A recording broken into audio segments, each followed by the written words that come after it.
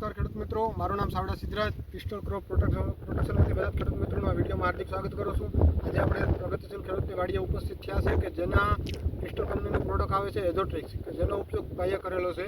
એનો મુખ્યત્વે આપણે સાંભળશું કે એના રિઝલ્ટથી શું ફેરફાર જોવા મળે છે. પહેલાં તો એનો આપણે પરિચય લઈશું. તમારું નામ?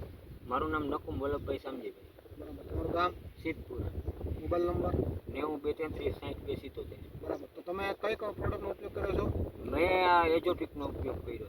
બરાબર. આનાથી તમને શું જો મારે જીરુમાં થોડીક આમ મને એવું શંકા જેવું લાગ્યું ને કે ક્યાંક દેખાણું, એટલે મેં પછી આ 25 ml નું આનું પ્રમાણ રાખી અને છંટકાવ કર્યો, જેનાથી બહુ સારું કામ.